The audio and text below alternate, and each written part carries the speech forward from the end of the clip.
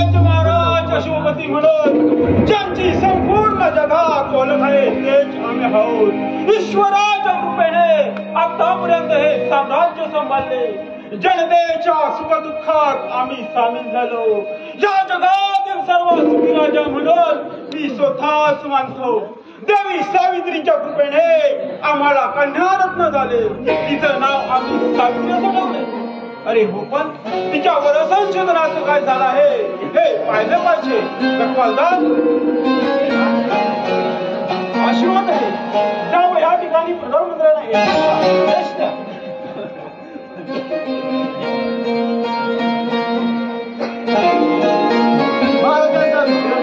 यशस्वी प्रधानमंत्री आम्ही आपणास बोलावण्याचं प्रयोजन हेच आहे. आमची राजकन्या सावित्री यांनी पती म्हणून कोणत्या राजपुत्राची निवड केले हे ऐकण्यास आम्ही आतुर आहोत. नाही महाराज, अद्याप राजकुमारीने कोणत्याही राजपूतची निवड केली नाही. कोणत्याही राजपूत योग्यता कदाचित त्यांना पडली नसेल. प्रधानजी, म्हणजे आमच्या लेकीच्या मनात काय चाललंय हेच कळत नाही. महाराज, राजकुमारी सुज्ञ आहे. त्या योग्य वेळी योग्य तो निर्णय घेतीलच. ठीक आहे प्रधानमंत्री, जाव ह्या ठिकाणी महाराणी व राजकन्या सावित्री यांना येण्याचा संदेश द्या. जशा आज्ञा महाराज. रखवालदार, जाव महाराणी व राजकुमारी सावित्री यांना येण्याचा संदेश द्या.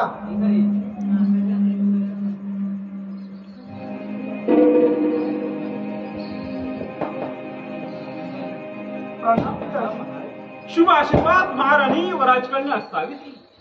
बेटा सावित्री, आम्ही आपणास बोलवण्याचं प्रयोजन हेच आहे. आम्ही देशोदेशीच्या पराक्रमी राजपुत्रांची स्थळं मागवली होती. तर निवड कोणत्या राजपुत्राची आहे हे ऐकण्यास आम्ही आतुर झालो आहोत. पिताजी, मी अजूनपर्यंत कोणत्याही राजपुत्राचा योग्य वर असा विचार केलेला नाही. बेटा सावित्री, मी उपमार मुलीचा बाप आहे ग. एकदा आपली मुलगी योग्य घरात गेली की भाग मुक्त होतो. बेटा मुक्त होतो. योग्य म्हणणं आहे बेटा सावित्री. बुधाई पूर्ण विचार करून निर्णय घे. पिताजी, मी सहमत आहे आपल्या मताशी, परंतु मला योग्य असा जोडीदार आपल्या स्थानामध्ये नाही. मग मी काय करू? सावित्री, राजे महाराजे आपल्या राजकन्यासाठी स्वयंवराची योजना करतात. तशी करूया का? पण पिताजी, त्यात मात्र एका गुणाची पारख होईल. मला तर सर्व गुण संपन्न असा पती हवा. मग काय करावे प्रधानमंत्री? माझ्या प्राणप्रिय मुलीस तिच्या योग्यतेवर मिळेल.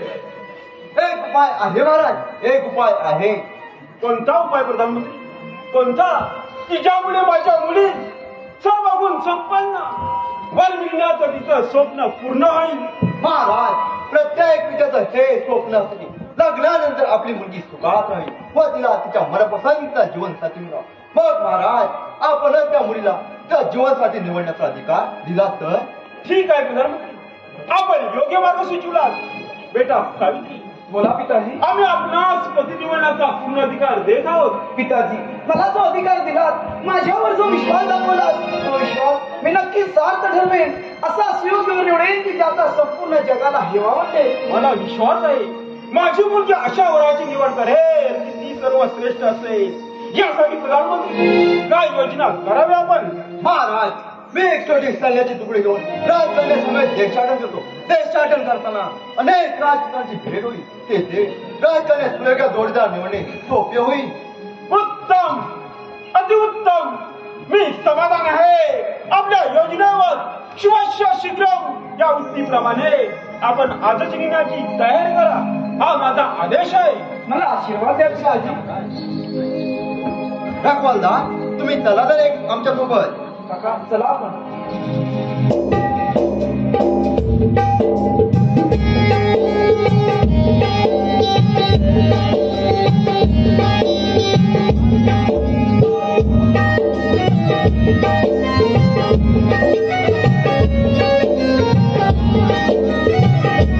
आणि सावित्री प्रधानासमोर सैन्याची तुकडी घेऊन वर संशोधनासाठी बाहेर संपूर्ण आर्यावर फिरून शेवटी शाल्व देशाच्या जंगलात प्रवेश केला.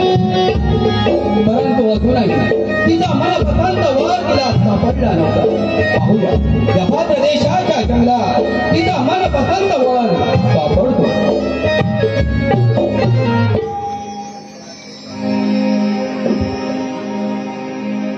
सावित्री बोला काका. आता आपण संपूर्ण आर्यावर फिरून या शानवदेच्या जंगलात आलो आहोत. होय काका, मला असं वाटतंय की ज्याच्या शोधासाठी आपण बाहेर पडलो त्याची भेट होणार. बाहेर पड तू दुर्बलोकांना ठार मारतोस काय?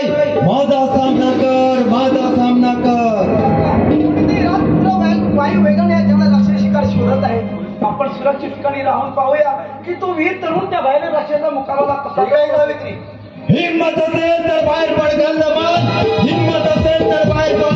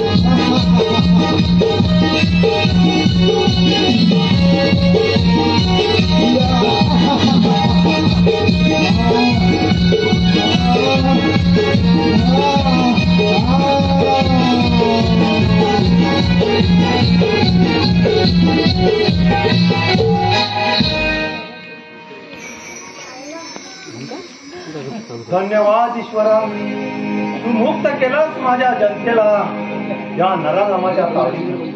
शाबास सत्यवान शाबास. आम्ही प्रभावित झालो आपला अलौकिक पराक्रम पाहून. आमची राजकन्या आपल्या काही विचारू इच्छिते.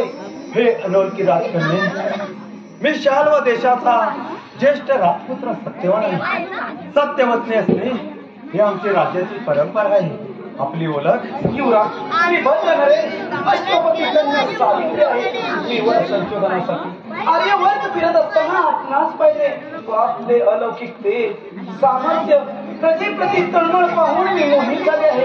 तेव्हा कृपया माझ्यावर कृपा करा व माझ्याशी विवाह करून मला उपकृत करा. सावित्री, आपली अर्धांगिनी म्हणून माझी स्वीकारायची तयारी आहे.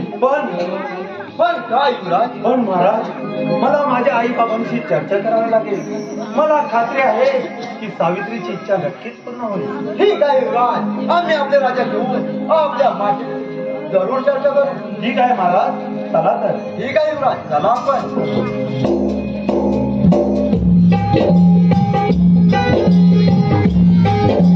आर्यावर्तमधील शाल्व देशातून भद्र देशात परत सत्यवानाची केलेली निवड ऐकून भद्र नरेश अश्वपती अतिशय आनंदी होतो व शाल्व देशात लवाजम्यासह जाण्याची तयारी सुरू करतो. पण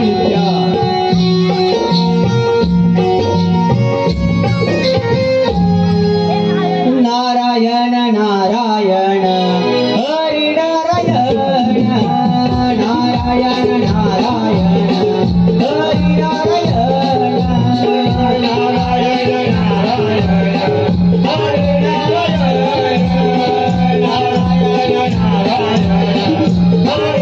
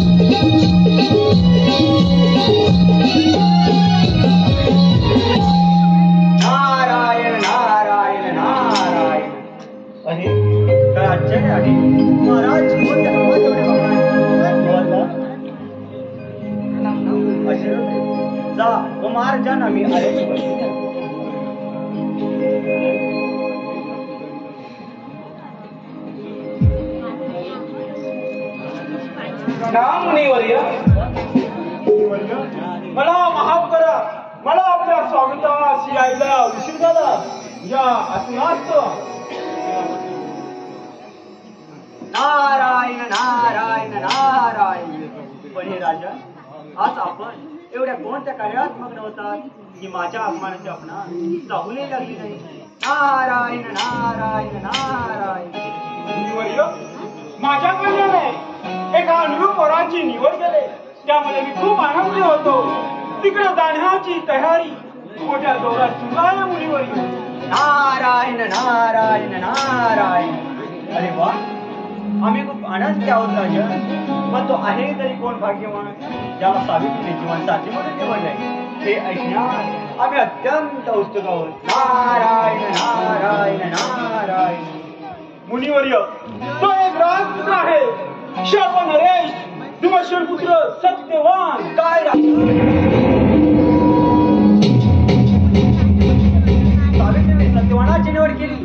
राजन, आपण आपल्या एकुलत्या एक प्राणप्रिय मुलीच्या जीवनाची वाताहत करणार. नारायण नारायण नारायण.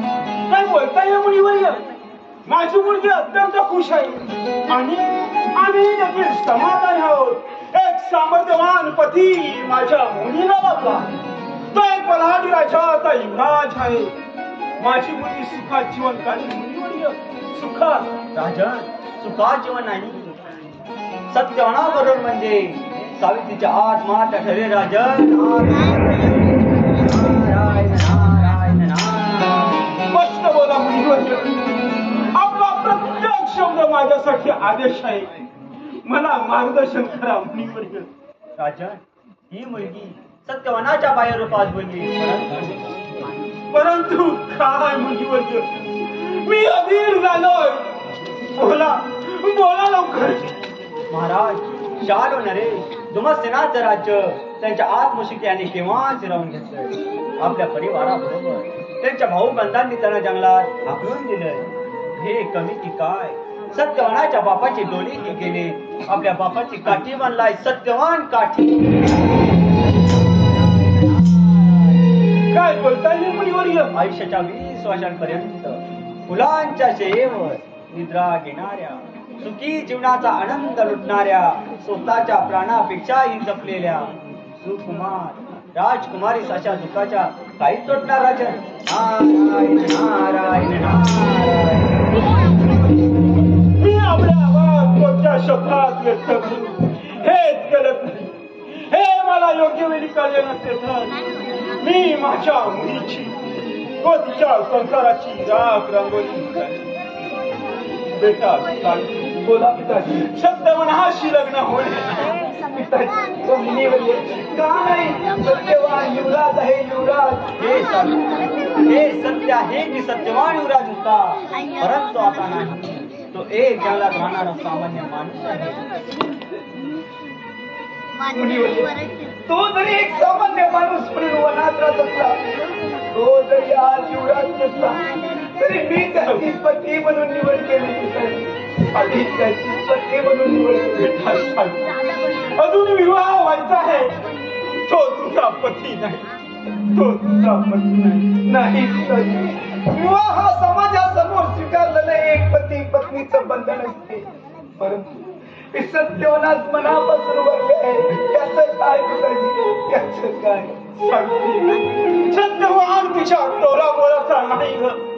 तुला योग्य असा नाही. तू सर्वोत्तम अशा दुसऱ्या वराची निवड कर बेटा.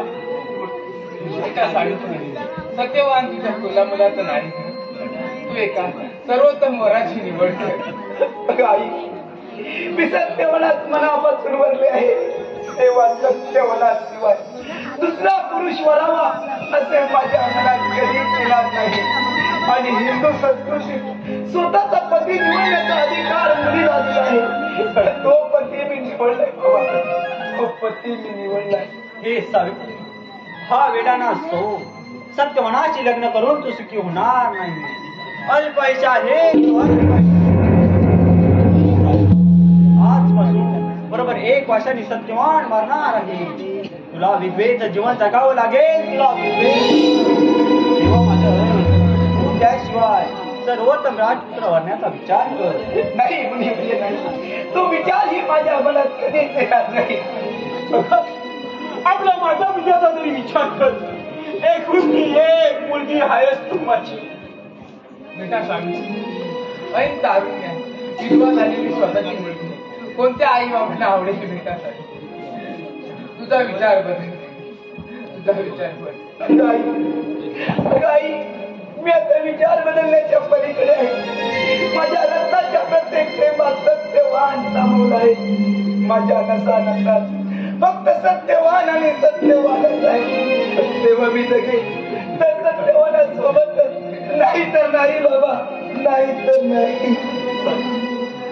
आणि बाबा, आई, राहिली गोष्ट माझ्या वैधव्याची. माझ्या नशिबात जर विधवा होणं असेल तर मी कुणाशी विवाह केला विधवा होईनच. आणि जर का तसे नसेल तर सत्यवानाचे मरण तरी चुकेल बाबा, सत्यवानाचे मरण तरी चुकेल. सावित्री, मुनिवर्य, तुम्ही तरी समजावा या पोरीला.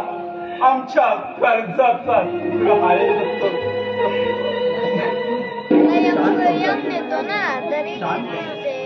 सावित्रीच्या लग्नात माझी अनुमती आहे. ही सावित्री महान पतिव्रता होईल. ती जगतात अजरामर होईल. तेव्हा सत्यवानाची सावित्रीचं लग्न लावून तिचं कल्याण होईल. ठीक आहे मुनिवर्य, आपली आज्ञा असेल तर मी या लग्नास तयार होईल.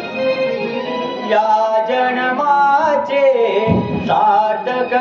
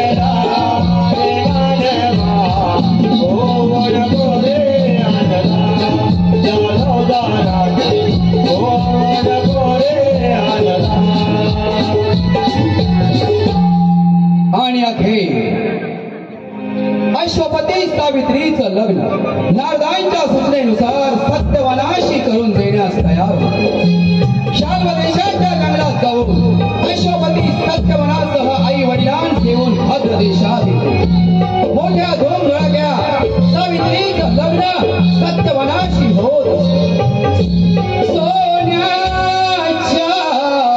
रथी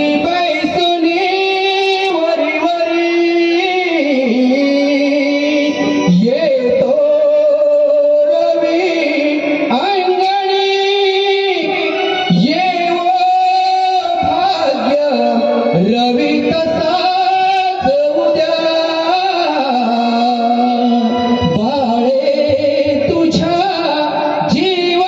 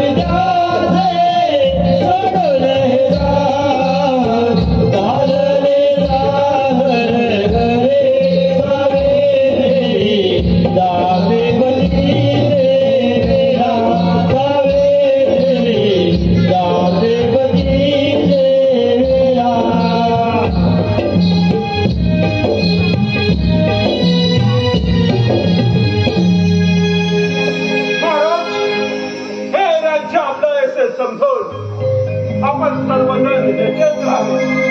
माफ करा महाराज, हे राज्य माझ्या सुनेचे माहेर आहे. पण ते येणे आमचेच राज्य आहे, परंतु आम्ही येथे राहू शकत नाही. का महाराज, का? जिथे माझ्या रक्ताच्याच नात्याने मला दगा दिला व कपटाने राज्य हे विहीन केले, तेव्हाच आम्ही निर्णय घेतला की जोपर्यंत स्वतःचे राज्य मिळवत नाही तोपर्यंत मालात वास्तव्य करणार नाही. आणि आम्ही पडलो सत्यवचनी वाईस, परंपरेचे वारस. हा महाराज, सत्यवान पत्नी सावित्री सोबत येतेच राहिला तरी आमची काहीच हरकत नाही. नाही महाराज, नाही. मी एका सत्यवती पित्याचा पुत्र आहे. बाबा, जसे आपले कर्तव्य पूर्वजांची परंपरा पुढे चालवणे आहे, तसेच माझे कर्तव्य माझ्या माता पित्यांची सेवा करणे. ते जेथे असतील तेथे सेवा करणे हे फक्त कर्तव्यच नाही तर पुत्र धर्मच आहे महाराज. तेव्हा मी ह्या राज्यात राहून या वैभवाचा आस्वाद नाही घेऊ शकत. नाही बेटा, आता आमचे काय, आमच्या आयुष्याची संध्याकाळ झाले, परंतु तुझ्या आयुष्यात तुला यशाची वैभवाची शिखरे गाठायची आहे. धिक्कार आहे अशा पुत्राचा की जो आपल्या आई बाबांना आयुष्याच्या खाली ढकलून स्वतःच वैभवात रममान होतो. अशा राजपुत्रासारखा पापी आणि कमनशिबी दुसरा कोणी नसेल जो आपल्या आई बाबांच्या आयुष्याच्या सांध्याखाली त्यांची साथ सोडून स्वतः सुखभोग घेईल. नाही, नाही आई बाबा,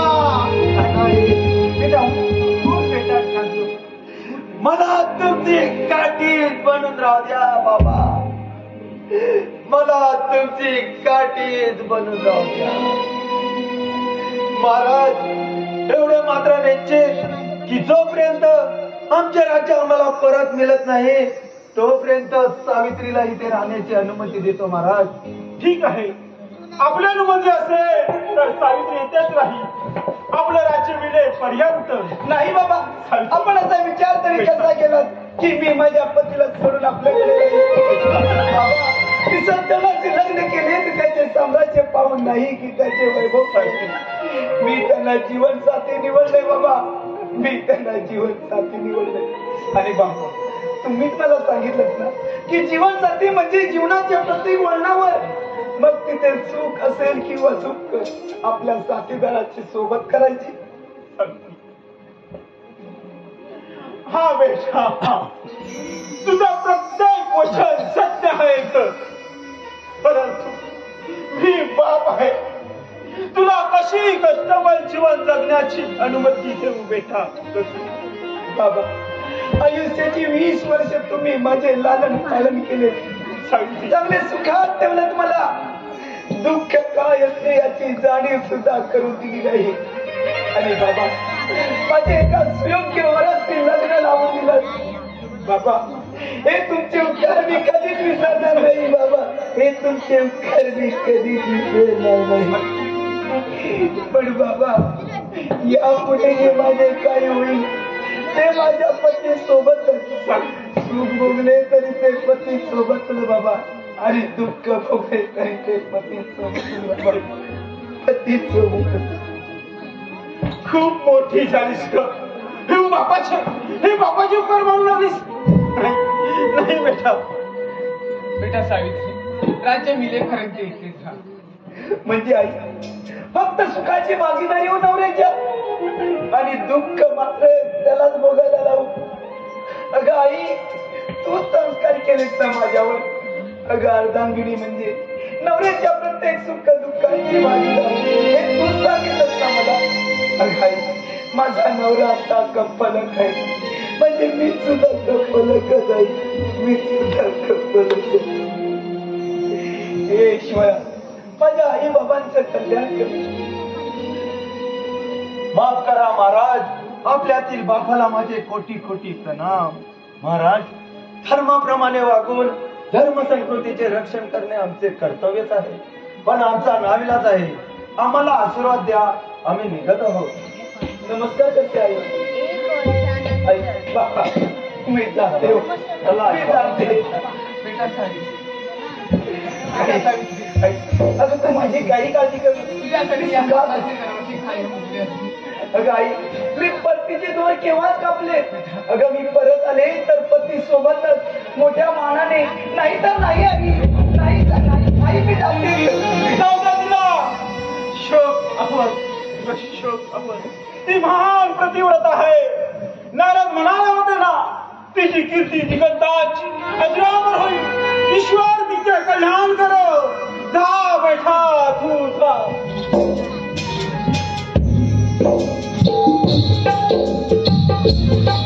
प्रसाद उपकर, प्रसाद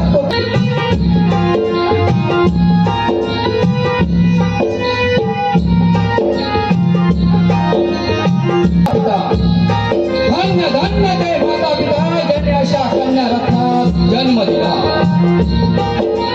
धन्य धन्य ते माता पिता ज्यांनी अशा कन्या रत्नास जन्म दिला. धन्य धन्य ते माय बाप, धन्य धन्य ते माय बाप यांनी सत्यवानासारखा पुत्र जन्मास घातला.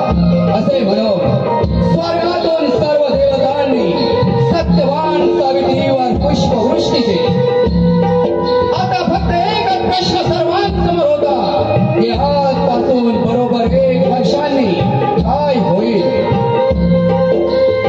आजपासून बरोबर 1 वर्षांनी काय होईल. स्त्रीचा सर्वोच्च अलंकार म्हणजे सौभाग्य. स्त्रीचा सर्वोच्च अलंकार म्हणजे सौभाग्य. काय होईल वर्षपूर्तीनंतर. टिकेल सावित्रीचं सौभाग्य, टिकेल सावित्रीचं सौभाग्य ती भोगावं लागेल. सावित्रीला वैधव्य.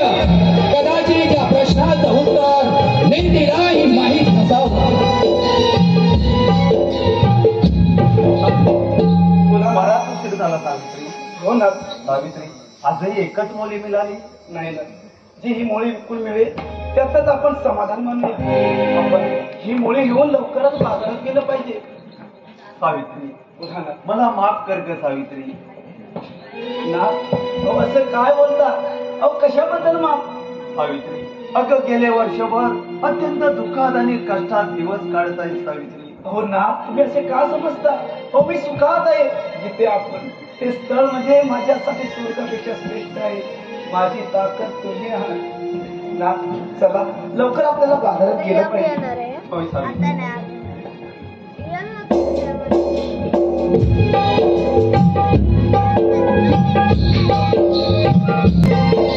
कष्टाचे जीवन जगून आपल्या पतीची आणि सासू सासऱ्यांची सेवा करत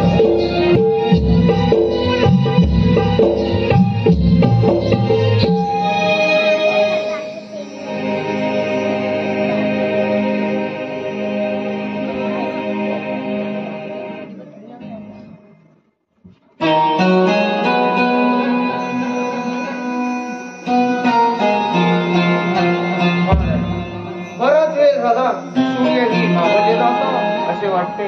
होय महाराज, सर्वत्र अंधार पडू लागला, पण अजून त्या पोरांचा पत्ता नाही. महाराज, सत्यवान किती कष्ट करतो. स्वतः उपाशी होते, तोवर कष्ट करून आमची पोटाची भूक भागवतो. हा महाराज, आणि ती सावित्री किती किती दुःख कष्ट सहन करून आपली सेवा करते, पण आपले दुःख कधीच मात्र बोलून दाखवले नाही.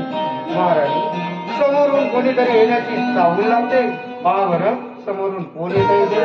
महाराज, आपलीच मुलेच आहे, सत्यवान आणि सावित्री. नमस्कार करते आई बाबा. आई बाबा, आजही एकच मुली मिळाली.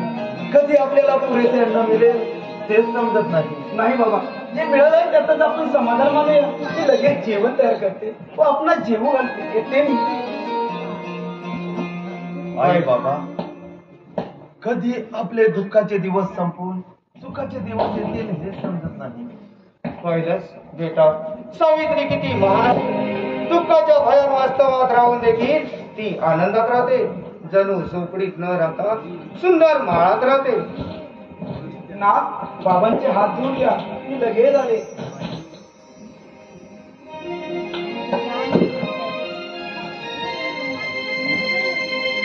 अमान दिनेश शिगवान यांच्याकडून सत्यवान आणि सावित्रीसाठी 202 रुपयांचं बक्षीस संचालक नमन नाट्य मंडळ त्यांचे आभारी आहे. धन्यवाद. माझ्या घरात गोकुळ झालं मनानंदाने नालं जशी अमृताची धारण माझ्या सोन्याचा राजराणीचा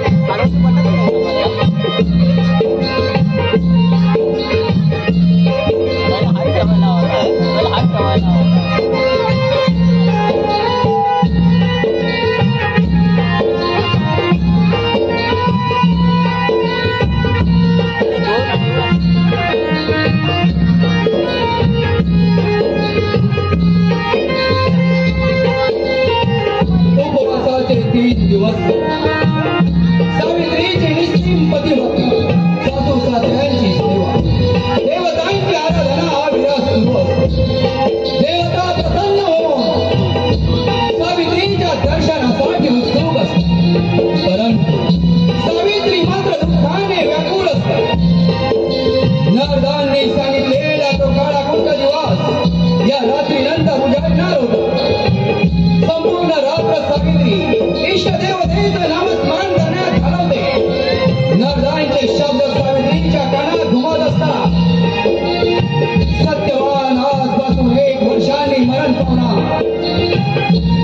तू विधवा होणार आणि शेवटी तो काळा कोणता दिवस उजाडतो.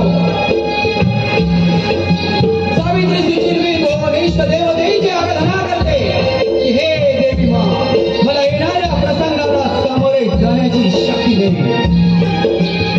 मला येणाऱ्या प्रसंगाला सामोरे जाण्याची शक्ती दे. भक्त कैवारी जाऊन हे लवकरी, ये दुःखहारी भक्त कैवारी जाऊन हे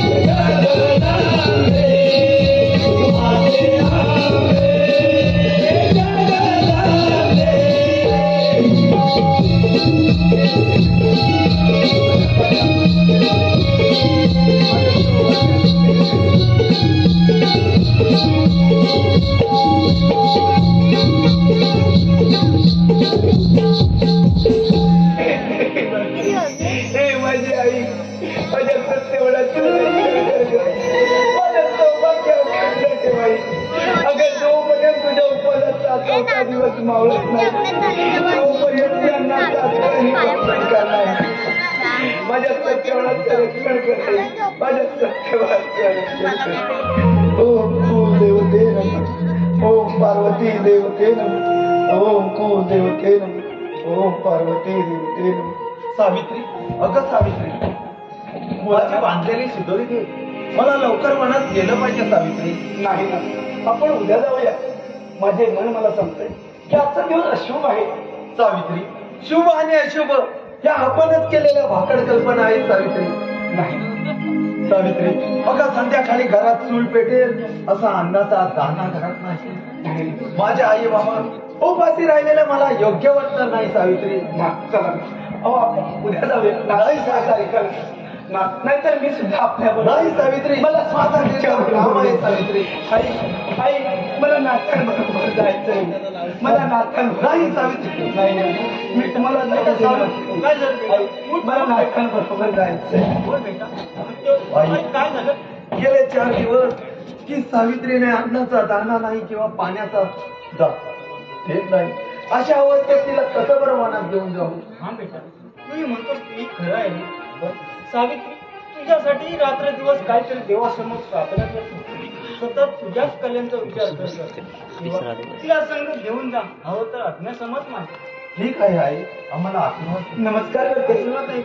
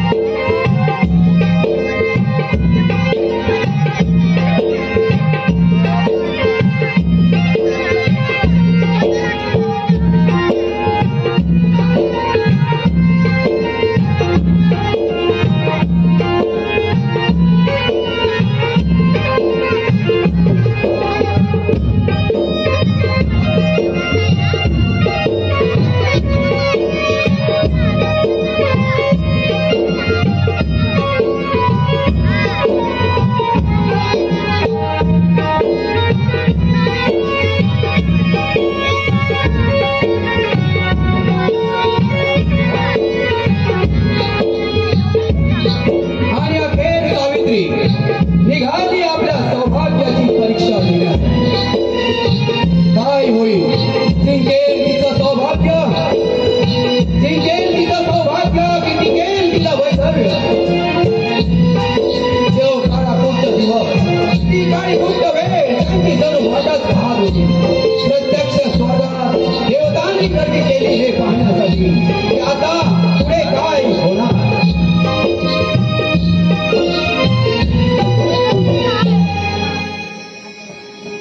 सावित्री बोला ना, संपूर्ण वाहन पालट केलं पण आपल्याला लाकडं मिळालीच नाही सावित्री. हो ना. आता आपण अंधारी पडायला सुरुवात झाली. होय सावित्री, घरी गेलं पाहिजे. अगं सकाळपासून वनात आहोत आपण आणि आता संध्याकाळ झाली. हो ना. सावित्री, नाही. एकही मुली घरी न चुकून जाता आपण परत जायचं नाही सावित्री. नाही, आपण लवकर घरी गेलं पाहिजे. माझे आई बाबा उपाशी राहणार असतील, अन्न पाणी वाचून तडपडून मरणार असतील तर मग माझा काय उपयोग सावित्री. माझं ऐकावं. तर मग माझा काय? अगं सावित्री, हे पाहिलं माझ्या बोटाजवळ एक वडाची मोठी भांडी सुकलेली दिसते. हो ना. अगं एकच काय 4-5 मुलं लागत येतील सावित्री. हो ना. बरोबर आहे, पण अंधार पडायला सुरुवात झाली. सावित्री, सावित्री तू अगं इथेच उभी राहा. मी लगेचच तुझ्याजवळ येईन सावित्री. सांभाळून ना. होय सांभाळून. ओम कुल देवते नमः, ओम पार्वती देवते नमः, ओम कुल देवते नमः, ओम पार्वती देवते नमः. आई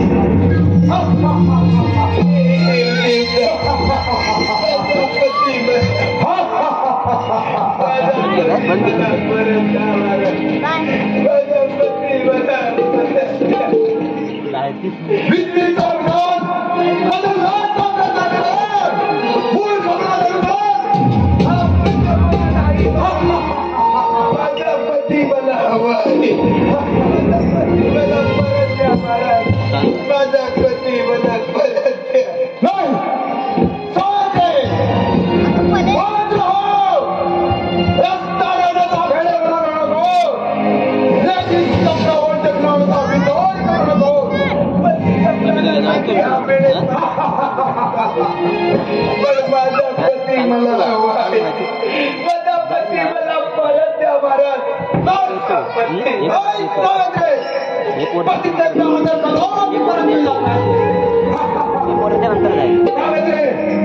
प्रत्येकाला हे काय दिवस जावं लागतं तिथे कोणी आम्हाला पण महाराज आई तारुण्य ज्याचे आई बाप आयुष्याच्या संध्याकाळी आधाराची गरज शोधत असताना नाही महाराज नाही माझा पत्नी मला परत द्यावं माझे मनोरथ पूर्ण करा महाराज माझे मनोरथ पूर्ण करा बाजूला हो रस्ता अडवण्याचा वेळेपणा काढत नाही तर नाही तर काय माझी गाडी लावून घ्या आनंदाने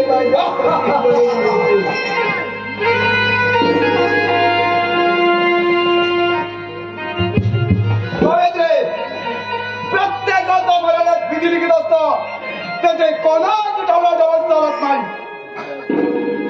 होय मराठे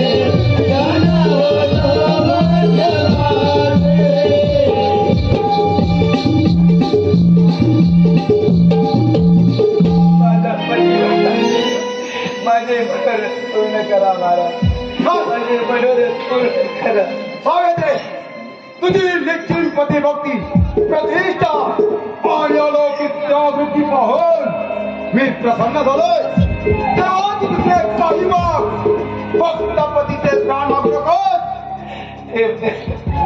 तुम्ही मला वर देणार असाल त्या वराने माझ्या सासऱ्यांची गेलेली दृष्टी परत मिळावी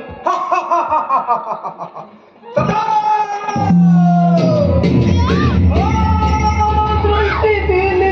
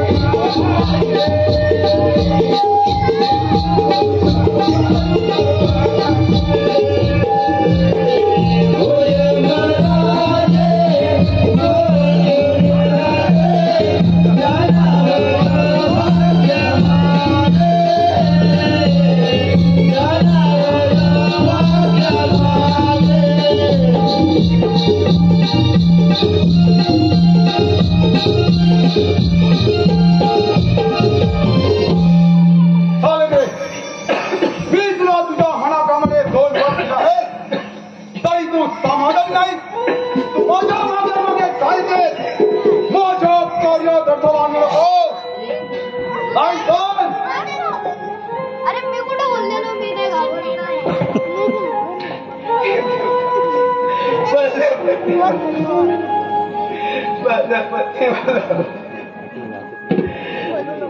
नाही चालते. मी तुला तुझ्या मनाप्रमाणे धोरवर दिले आहे. चालते. मी तुला आणखी एक वर देतो. बोल बोल काय हवं आहे तुला? हे तुम्ही मला दुसरा वर देणार असाल तर त्या वराने माझ्या साखरेचे केलेले राज्य परत मिळावे.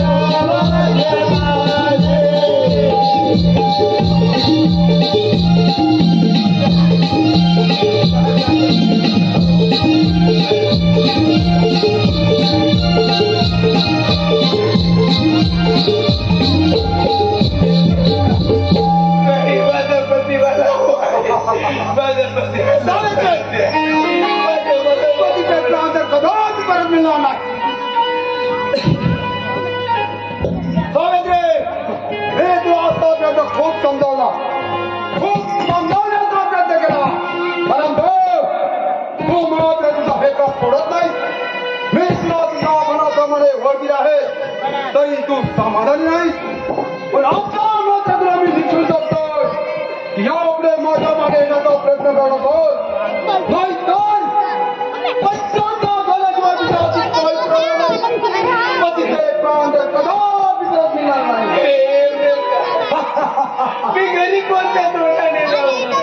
घरी जाऊन काय करतो? घरी जाऊन कुणाच्या आधारावर जगू, कुणाच्या तोंडाकडे बघू. मी विधवा म्हणून कशी राहू? मी माझ्या आई बाबाला काय सांगू? मी कशी राहू?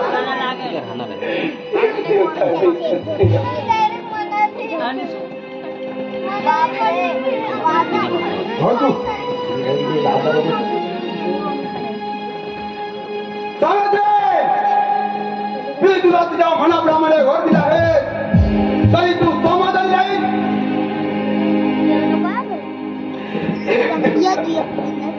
बोल काय हवंय तुला?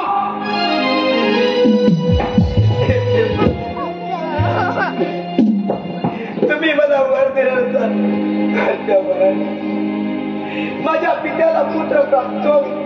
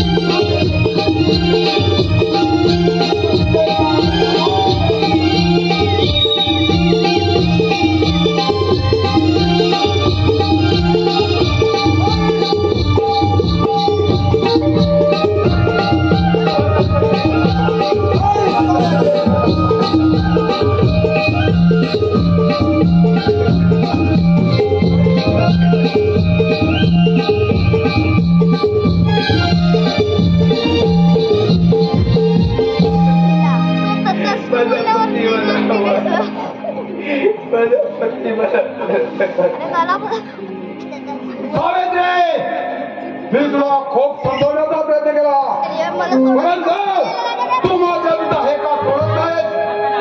मी तुला तुझ्या मनाप्रमाणे वर दिला आहे तरी तू समाधानी नाही. पण आता मात्र तुला मी निघून जातोय की यापुढे माझ्या मागे येण्याचा प्रयत्न करू नको. नाही तर पश्चाताप झाल्याशिवाय तुझ्या हाती काही मिळणार नाही. पती देवता कदापि परत मिळणार नाही. तुमचे बोलणे मला कळते. तुम्ही मला आतापर्यंत वर दिले तसं एक शेवटचा वर द्या महाराज. मला एक शेवटचा वर ज्याच्यामुळे मी माझ्या आयुष्य कटू शकेल. मला पुत्र प्राप्ती होईल. बस त्या आयुष्य काही नको.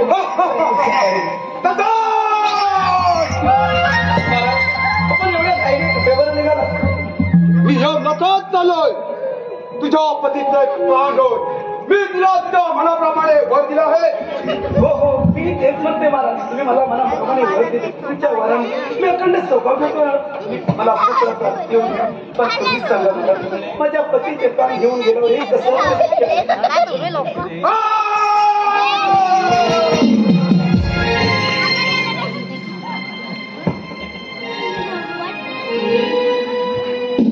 धन्य आहे मुली, धन्य आहे. तुझ्यासारखी पत्नी ज्याला लाभली तो पती तुझा धन्य आहे. मी हरलो तू जिंकलीस. हे घे तुझ्या पतीचे प्राण. तू सत्यानाच्या शरीराला स्पर्श करतात तो पूर्णपणे जिवंत होईल. तुझ्या पित्यात मुलगा होईल. तुझे केलेले वैभव परत येईल. पण तुझं कल्याण होईल. पण तुझं कल्याण.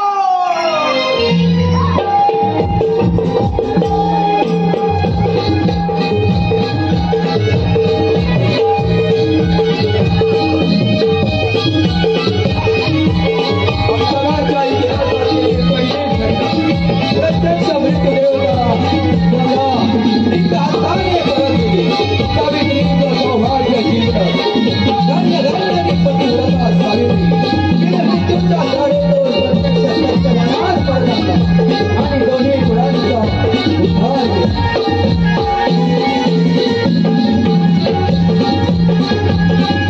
मी झोपलो असता एक मोठ्या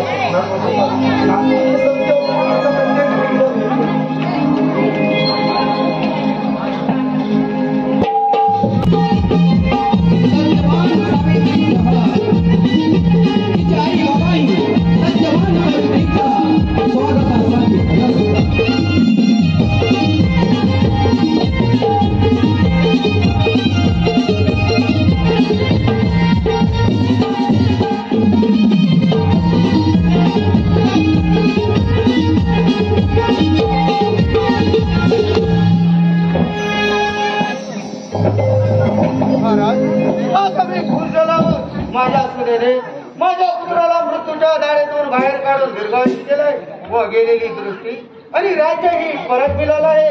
हे सर्व माझ्या लाडक्या सचिवता सावित्री मुला झाले. आज खऱ्या अर्थाने सावित्री सम्राट सत्यवनाची महाराणी झाले. सत्यवान सावित्री की जय. अशा रीतीने सावित्रीचं सौभाग्य जिंकलं आणि वट सावित्रीचं महात्म्य करणारी स्त्री दोन्ही कुळांचे उद्धार करणारी ठरते. हीच कथा लोमेश ऋषींनी राजा धर्मास कथन केलेली. हे सावित्री तुला पुन्हा पुन्हा दंडवत. तुला पुन्हा पुन्हा दंडवत. पावले